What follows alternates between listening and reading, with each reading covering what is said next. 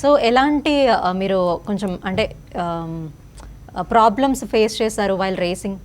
అంటే చాలా ఇన్సిడెంట్స్ జరుగుతూ ఉంటాయి కదా. చాలా ఇన్సిడెంట్స్ జరిగాయండి. బికాజ్ మీకు 90sలో మనకు హాఫ్ హెల్మెట్తో షూట్ చేసాం, కింద పడ్డం కానీ సేఫ్టీస్. బట్ ఏంటంటే ఇక్కడ బ్యూటిఫుల్ స్టంట్ మాస్టర్ దిలీప్ గారు చేయడం వల్ల కొన్ని సేఫ్టీ మెజర్స్ తీసుకొని చేసాం. బట్ అప్పటికి కూడా చాలా యాక్సిడెంట్స్ జరిగాయి, but not a major thing. అందుకే చాలా టైం పట్టింది, నెంబర్ ఆఫ్ డేస్. కానీ ఎందుకు యాక్షన్ పట్టిందంటే బికాజ్ ఎవ్రీ షాట్ మేము ఒక 8 కెమెరాస్ పెట్టి షూట్ చేసాం okay to get that coverage కానీ ఆ రియల్ ఫీల్ కానీ.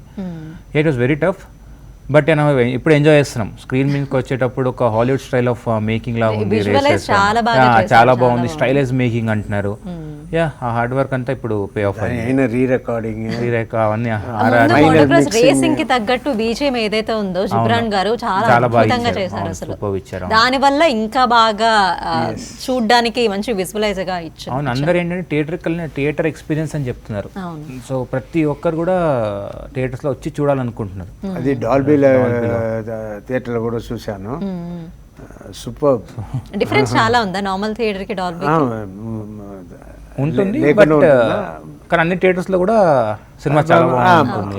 సో థియేటర్ లో క్లారిటీ ఇంకా మైన్యూట్ ఉంటుంది.